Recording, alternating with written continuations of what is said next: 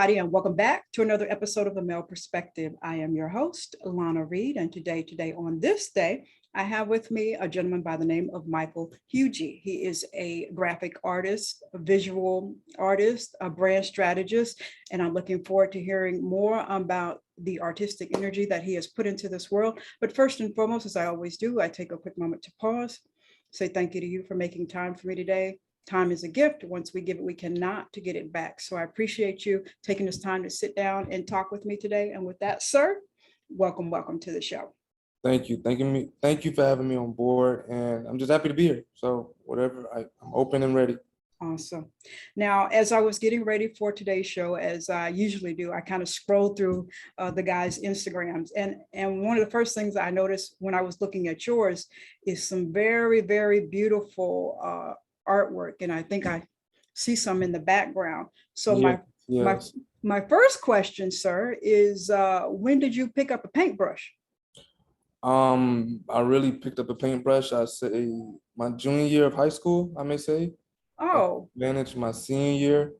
I had my mentor to this day, Mr. Chevis Davis. He owns Painting with Faith. And he's been mentoring me, and he actually taught me the business of art. So, yeah. Okay. So that's kind of, were you creative before, or was it? Yes. Oh, okay. I was always creative. I'm sorry. Okay, no problem. So you mentioned he taught you the business of art. Yes. I guess I would like to say or ask is, when did you have an art showing, or when did you start selling your pieces and stuff like that? How did that transpire? So it's a blog on my Instagram. It's called he sold it for 200. They sold it for 10,000. That was my first big sale as an artist, but they flipped it for 10,000. I was in high school at the time. I just wanted to, when you're new to the creative world, you just want to get out there. I was looking for to get out there. Me and a friend did a painting of a Bugatti to a car dealership. Okay. And from there, we made it. That's when I started to understand you can make money from this. Oh, wow. So you sold the original. Did you have any prints that you kept for yourself? No, I wasn't even on that. I just was so engaged of finally doing something like it's making money for me, So when you're a senior or junior in high school, $200 may seem like a lot, but it's not really much when you think about it from this perspective. Okay. So have you gone on to like be in art galleries and have showings and stuff like that? Yes. So last year I did a black tie event in Atlanta. Me and my wife flew out there, and then we did Art Basel. Okay. We did the Esther role. She was on Good Time. Okay. We did exhibit for that, and then last year or 2 years ago, we got commissioned to do a 10-piece collection for Broward Mall of all Black African women. There was huge canvas pieces, and we had to get that done within 2 weeks of notice. So it's been, and now I'm doing my own art shows. Me and my wife, we put together art shows. Last time we did one, a black tie event down here. We sold and we auctioned off artwork. We had an amazing singer. My wife, she hosted the whole thing. She did amazing. We had, just made it we had a catering company there, Belizaire Cuisine. Awesome. Yeah, he owns the company. So he catered for us. He did hibachi style rice and everything. So it was a nice. Let's go. Husband and wife team. Teamwork make the dream work. Ain't that beautiful? So so we really took advantage of that. And it's hard to get in galleries. It's really hard to get in galleries. And you look at the art that's in the gallery and you're just like, what is this? And pretty much it's just like, it's not what you know, it's who you know. Yeah. And I want my artwork to be affordable. Okay. Super cut, super overpriced. which some of the artwork is, because I want, it to be for everyone. Not everyone, but I want it to be for, just individuals, Okay. Awesome. So, we sell prints, we sell, oh, and then I did a painting for John Brown. He plays in the NFL. Okay. Did a 26 by 36 painting of him and all this. Doing the thing. So yeah, so it's been coming along. It's been coming along. Awesome. I love it. I love it. Now, listening to you talk about art galleries and showings and like that, I've been going for quite a few years there, quite a long time, more than a few years. But I remember, oh, this had to be about 2 decades ago. I was at one, and the artist, he snapped. I guess one of the attendees was not appreciating his artwork to his liking, right? But come to find out the backstory, it was just a very stressful event. So a lot of people don't really understand the lead up, what goes into producing a show. It's very stressful for you guys. What's going on behind the scenes that people are not really aware of? Well, it's funny. Like my wife was more stressed out than I was, which was crazy. But my main stress was just hanging the artwork up. Her thing was making sure the show runs perfectly. Okay. So my main thing was just the artwork. It's been here on time. It's been delivered. And it can hang up and then it stays overnight. Because one time I did a show and the artwork, we hung it up overnight, but the nails that we used kind of like crumbled, like some of the paintings was weighing too much. So they fell down. The next morning, I'm just like, oh my God, the show is in like 2 hours, 3 hours, and we need to Yeah. get this back up and running. So for me, everything else is good to go. The food, the cater, that can take care of itself. But far as, the musician was there on time, it was really good. Just for me, people are coming for the artwork. Okay. So I need to make sure the artwork is there, it's in, and it's good to go. Like that's my stress. That's the biggest stress for me. Everything else, it'll run its It'll course. work. It'll work out. Yeah. So since high school and you selling that first piece, have you evolved into, I see some artists, they're selling, what is it, lithographs and stuff like that. So you have your original and then you have the prints or whatever. So your work is available like that? Yes. So what I do, I haven't. So I'm gonna be honest. I haven't painted a piece in a long time because I switched to. I'm a graphic designer as well. Okay. So I learned how to. At first, I was kind of against it. Like this is not art. This is trash. Not really. Painting with technique and using the concepts that you need. But I had to sit back and be like, okay, how can I make it easier for me? Because painting a portrait with your eyes versus painting a portrait digitally is two different things. So, that was always a frustration for me, is that it wasn't coming out the way I like it if I painted it on a canvas. But those are worth more because they take time and dedication. But when I do portrait digital pieces, it comes out the way I like it. The canvas is printed on, it's good, or it may be framed. It's easy, it's easier and accessible for anyone. Like instead of me shipping it out, I could print it and ship it out. I know exactly how it would look. The way I do it, it looks like a painting. If the feel may not be there, but the look of it gives off that painting piece. But then I had to understand that the new age of art that we're in is multimedia. A lot of people are doing multimedia artwork, printing it on shirts, canvas, just everything. So I'm like, why I'm fighting, trying to prove something and just instead of adapting. So I adapted to doing digital artwork. When you see the Michelle Obama piece or the Beyonce piece, and what's crazy is people think it's like legit. Like people think, not I'm gonna say legit, but people think it is a legitimate painting. Like that. Okay. Yeah. But it's really a digital piece, and that's one thing I love about me mastering that style of doing it digital, that it came off as it came off as a legit it comes off as legit, I mean, say legitimate painting when it's not. So when did you segue into the graphics after high school? Because I was like, I already know how to do art. I need something to complement my artwork.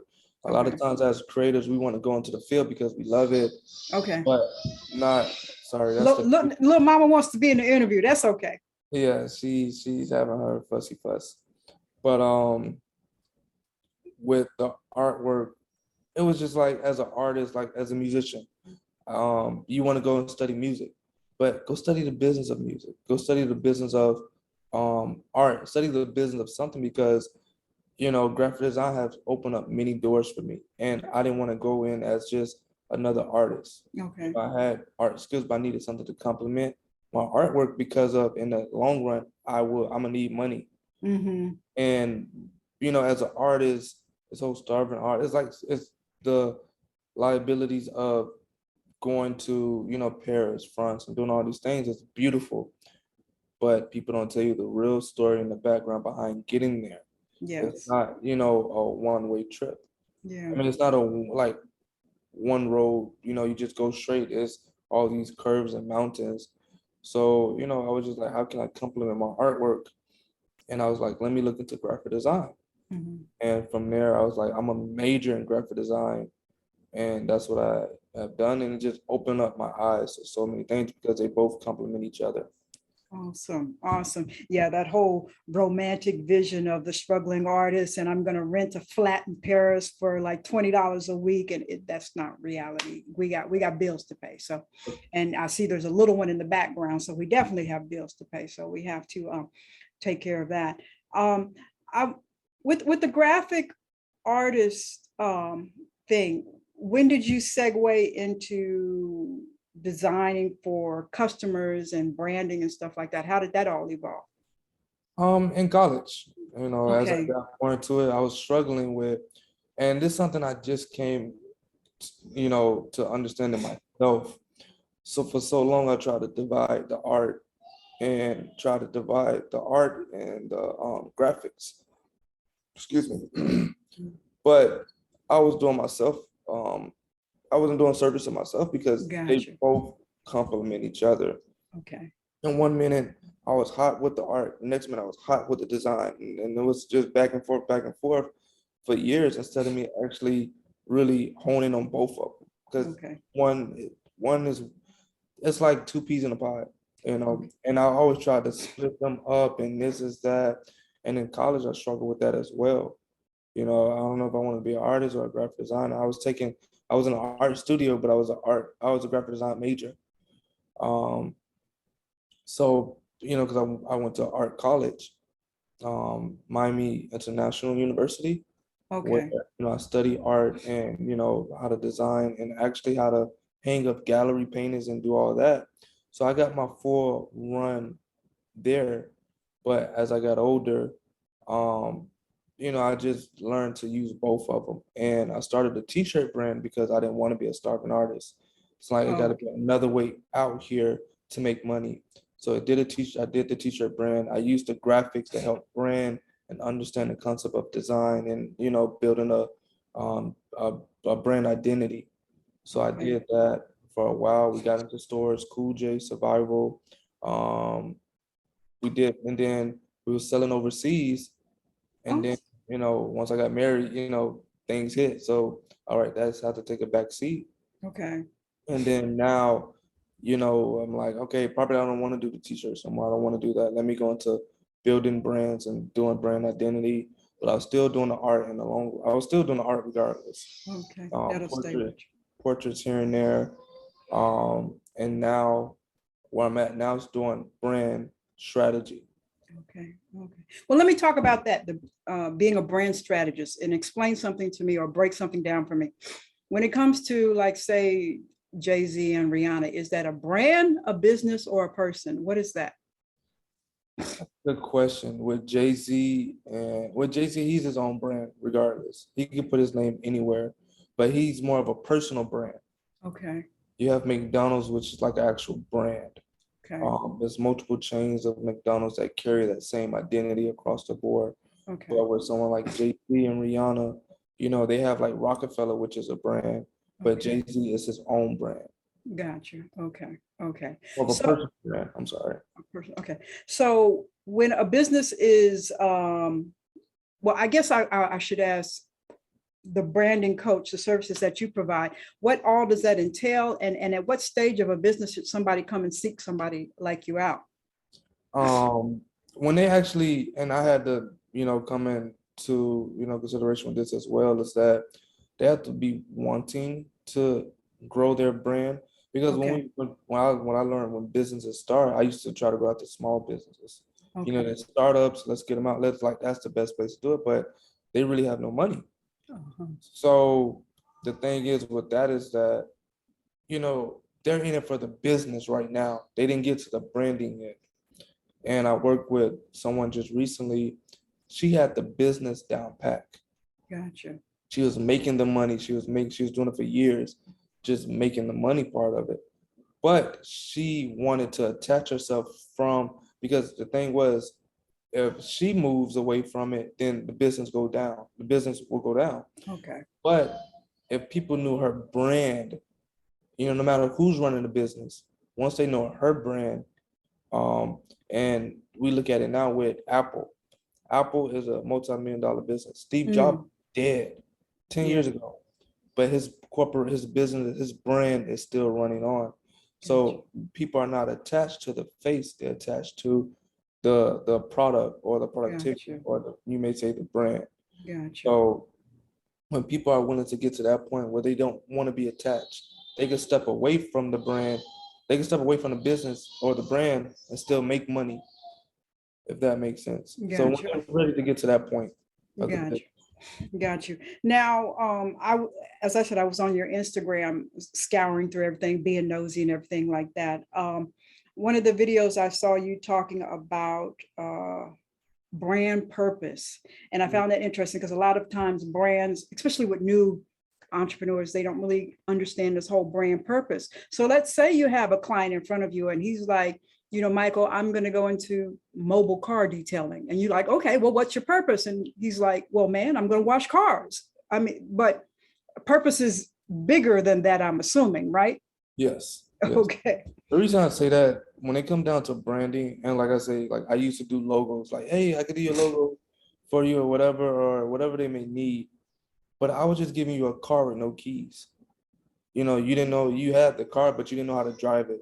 Mm-hmm. It's like we could go to prom, you get dressed up, but you're never gonna, if you don't have the right navigation, you're never gonna get there. Business, with the purpose is very strong. If people know how to use their purpose, and this is a thing that people don't understand because they always looking for how do I market, how do I market, how do I market. Mm-hmm. But I tell people all the time, first, you don't have no brand to market. You have your purpose, your vision, your mission, and your values. That's eternally. That's like a child. Before Okay. a child goes out to school or pre-K or kindergarten, you instill them with certain values and morals. Mm-hmm. Say thank you, say please, say, just different, be respectful. Those are values and morals that they start off with, that you give them as parents. And then from there, we go into, okay, probably middle school. Now you're going into what make you different. You're learning what make you different. Who's the competitors? What's your audience? Gotcha. And that right there alone is the brand strategy. Then after that, you have the brand expression, which is your personality. Now you're developing your personality before you go into high school. You got your you got your brand values. You have your core message, and then you have your brand characteristics. So you have your brand personality, then you have your brand characteristics. What are the characteristics that you have? Like, somebody had to dress you. How would you be dressed? What Mm, do you want to be funny? Do you want to be, mm, serious? Do you like what is it? Because now you're going to talk to these people in a tone of voice that they can recognize. Like Harley Davis they don't say, "Oh, this is a cool bike." No, they know their character. I mean, they know their audience. They say, "Hey, this is a badass bike." mm-hmm. Yeah. Yeah. So, then from there you go into your storytelling, and then your core message, and then you go into your tagline. And then after that, all that is done, now you develop your logo, your brand, your website. You develop the things that people are going to see when they see your brand. So a Gotcha. lot of times people skip these steps and they think oh, I just need a logo, a website, and a social media. And it's like, no, you don't. But you need these things to influence that. And at the beginning, I was struggling with, you could say that you want a logo and you like, I want it to be, it could be a feminine product, and you say, hey, I want this bold font. I'm like, well, we're targeting women, right? Yeah, but I Mm-hmm. like this. And that's the thing with brand strategy, building a brand strategy. It's not what you like, it's not what I like. Your It's customer. about what the customer, what the market is going to adapt to. Okay. Stop, Okay. stop trying to make the market adapt to you, and you need to like more of you adapt into the market. Okay. Yeah, I think, yeah, and especially when it comes to new solo entrepreneurs, they don't really understand how all of this is packaged together, and they're just kind of throwing stuff out there. So I guess it would behoove them to kind of get in touch with one of you guys sooner than later, because after you package it together or start the process, it's kind of hard to kind of backtrack and fix some of the mistakes that you've made, I'm assuming, or whatever.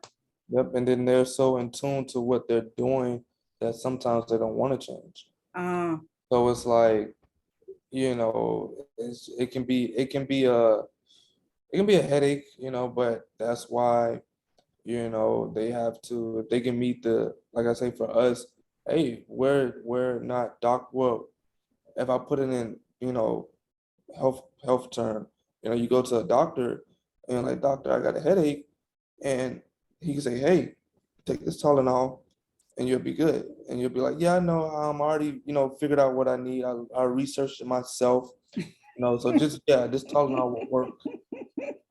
And you come back, or you've wound up saying, you probably have a, tumor up there. yeah.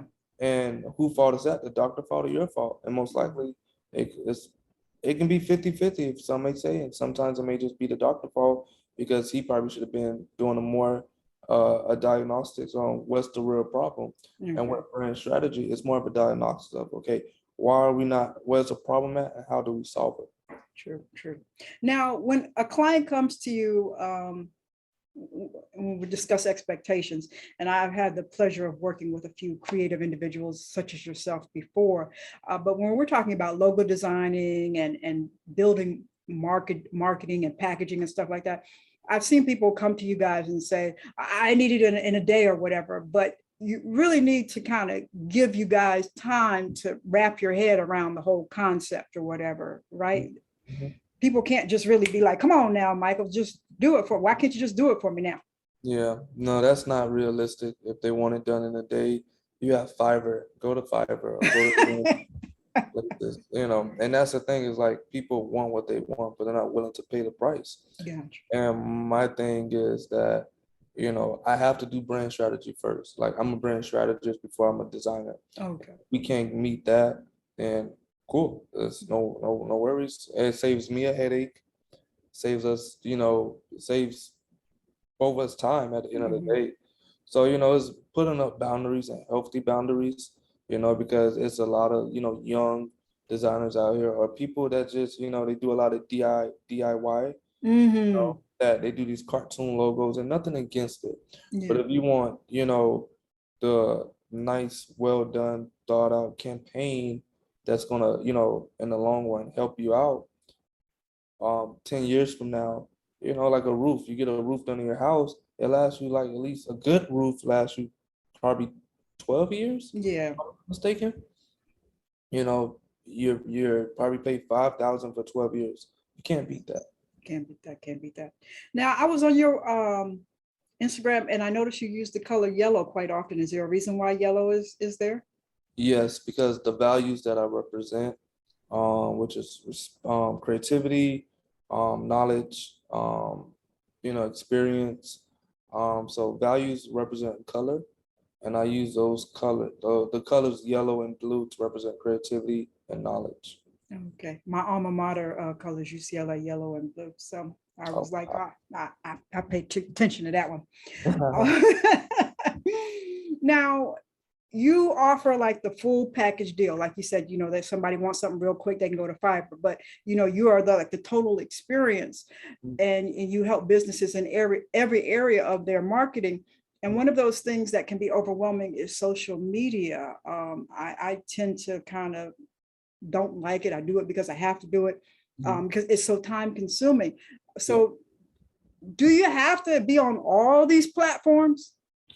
Well, and that's the thing. It depends on what you're trying to target. Like, cause like if I'm targeting, younger generations for a certain type of candy, then I'm gonna be more on TikTok. Okay. I may have Instagram is like a safe platform because everybody has an Instagram, Okay. and nowadays not too many of the younger generation is on Facebook. Okay. So it depends on who you're targeting and where you're targeting, and like I said, it's crazy because Facebook owns Instagram, and I think sooner or later they own TikTok, or you have Snapchat. So I just look at it as a billboard. Whichever billboard that's more, I don't say just affordable, but what billboard is more to your likeness? Who pays attention to, this billboard, that walk by, like, is this in a neighborhood for teenagers? Is this in a neighborhood Mm, for, senior citizens? And that's what social media is, it's advertising, at the end of the day. So it's just, you don't have to be on all of them, just which one fits the needs of your clientele or your customers. okay. So, Okay. yeah. So when you have a potential client that's coming to sit down with you, what kind of information do you need for them to have a successful strategy meeting for those first meetings? So I do workshops with my clients. Oh, okay. First thing we do is the brand purpose. It's like, it's crazy because they call them therapy. Yeah, because it's really helping them break down and see the bigger picture. Like, we go to a therapist, and it's crazy. Sometimes we pay like $120, or if you got insurance, $45, or even Mhm. $20. And you don't really get nothing. Like, you get mentally, you get something out of it. You express your problems, your emotions, and then when you leave, it's like I'm not leaving with a tangible product. I'm Gotcha. leaving with a clear mind, a clear vision, and Mhm. the best way you leave is a peace of mind. Knowing that this person's up guiding you, and you can trust them. Okay. So, we do different workshops. So we start with purpose. What is your purpose?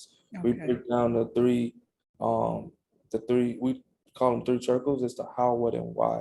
You know, what is the product what are the services that you're selling? How are they different? And why are you doing this outside of making money? You know, and then from there, how does this contribute to your clientele, or how does this impact the industry that you're in? And then from there we make a purpose statement.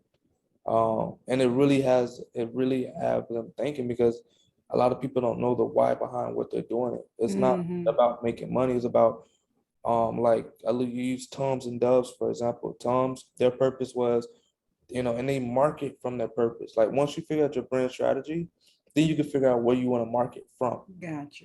Okay. Gotcha. People think marketing is just putting things out there and whatever sticks to the wall. But, Nike doesn't tell you why they're better than Adidas. They never tell you about how they're better than this next client or this next. They give you a story. Mhm. I wake up, I go out there, I work hard, I hit an obstacle, but then I overcome the obstacle, and now Uh-huh. I'm victorious. They have that warrior archetype. Gotcha.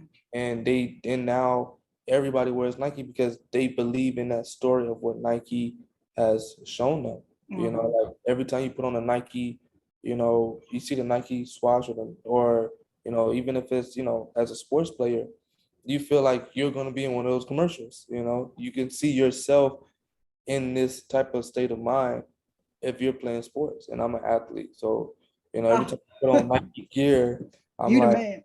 yeah, I'm in this commercial now, you know. So it's just depending on how, and that's why I say brand strategy is very important, because in the long run, you can figure out where to market from. You can build a marketing strategy from your brand strategy, and then you have a brand to market. Awesome. Listening to you talk about Nike, and I was thinking about some other larger corporations. This thing that they do every 10 years or so, they rebrand. Why? I mean, we're used to, as a customer, I'm used to this logo. I'm used to, why do we need to rebrand? What is that all about? It's always to stay in touch with the times, and you see they do it every 10 years and not every year. Yeah. Like I said, they have like most of these companies have, like 10-year plans, 5-year plans, Oh, that they have to, they set up because their vision, they know where they're going. okay. So within that time, like, when people see these vision statements, it's not just about now, it's about where they're trying to go in the future. And, like, down where I stay at, 5 years ago, I didn't know they was gonna build a Waffle House down there, but those plans was already set 5 years ahead of time. So they already knew they was gonna, put that in place. So it's just like with these brands and corporations, they already have a 5 year plan marked out of where the market's going, where they think the market's gonna go and where they should be at by then. Wow. So the small business owner, I'm just thinking that's so hard to see. Where am I going to be 10 years down the line? I'm just trying to make my mortgage payment. Like, how do you, I mean, how do you conceptualize so large? Do you, That's the difference between a business and a brand. A lot ah, of people focus on the business, the right now, what I need, instead of the long run of the brand. And what I've noticed is that they have to go through that phase first to understand why a brand is so important. gotcha, gotcha. Awesome, awesome. Well, sir, since we've been talking about brands and brand strategy and long term, before I do my random question, for you, where's the brand going for you?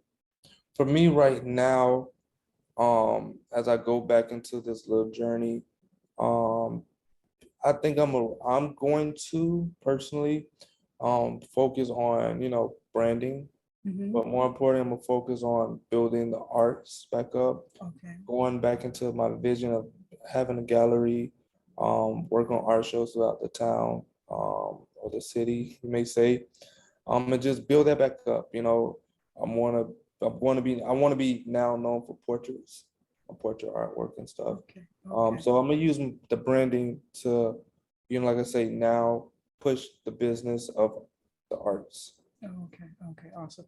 So that very first painting, is there a car dealership we can go to that down there and see it today? I wish I knew where they was at. I don't even. Oh, It was like it was over 10 years ago. oh, wow. That would be neat to go down there and see the original artwork. Oh, I don't know if it's gonna go well, but okay. All righty. So let me ask you my random question. And then is your artwork or prints available online? no, everything is going through social media right now. I'm going through a rebranding stage myself. Okay. Okay. I ain't mad at you. Every 10 years, we got to do that. You just taught me that. So we got to be prepared. So let me see what the random question is, and then I will ask you to tell us how we get in touch with you. Because you say you and the wife got some showings planned and stuff, right? Yes, yes, yes. Okay. All right. Random question. What long shot have you taken that has paid off? Long shot. When you say long shot, Whatever your definition is. This is your world. I'm just trying to live in it. Whatever your definition is. what long shot I have taken that have paid Paid off? off. That's a good question. I would say going to school for the graphics. It was like I took a bet on myself, Okay. because I didn't think it was gonna pay off. I didn't see the vision behind it, but now I look back to it, I'm glad I went to school for that because it gave me a great job, um, working in my field, and I'm still doing my art. I've always been working in creativity, Okay. production. So that's really been a payoff. That's really been a payoff for me. Awesome. Awesome. Now, you're in the Florida area, right? Yes, But Miami. but you do take clients from all over the world, right? I Yeah, mean, yeah, okay, okay. yeah, So yeah. all right. All right. So tell us how we connect with you, and you and the wife have some showings planned and stuff like. So just give me the whole detail. So we're gonna aim for a show next year in May, like we did last year. It's gonna be a Okay. black tie event. Um, we're thinking about bringing other artists in. Not 100% sure. Okay. Probably one other artist. But I have to look at the quality of work. I think it's all about quality, quality, quality, quality. I don't care about nothing else. Quality is what sets us apart. Mm-hmm. So the quality of the work has to be. Yeah. And then the branding, still doing it, still getting into it, still, it's all about the clientele, it's Okay. where they're at and where they're at right now and where they want to be years from now. And we help them get there. And then from there, so we're doing an art show, we're still doing the branding and going into portrait arts now. Portrait artwork, I got a client now. We're getting ready to do their portrait artwork and stuff and working on some projects here and a short film. So Oh, yes, so me and my wife, yeah, we're working on a short film, a little a little something. She does theater and acting and stuff. Y'all So doing the most. I'm so proud of y'all too. That's amazing. thank you. So we're working on that, and you can find me at Hugh. I just changed my Hugue the creator. Hugue the creator. Hugue the creator, and everything is on there. Everything is going through the social media, and then once that gets to a point where I like it, then I'll build the website. So I'm taking baby steps. Taking baby steps. Baby steps. Branding, doing it the right way. Awesome. I love it. I love it. Well, I am so delighted I had a chance to talk with you today. Just Me too. kudos to you. I am so proud of you and the missus and little baby in the back. I'm pretty sure she's going to pick up some paintbrushes or be on daddy's computer and doing some graphic stuff sooner than later. So, I mean, I wish you guys all the best and success. And from Auntie over here, I am so very proud of you guys. Just keep on doing amazing things. Keep on doing wonderful things. Thank you so much. I appreciate it. And thank you for having us on. Thank you for having me on. I really appreciate it. I really do. I really do. Thank you. My pleasure. My pleasure. That is all for this week's episode of The Male Perspective. I'm your host, Lana Reid, and I will see everybody next time.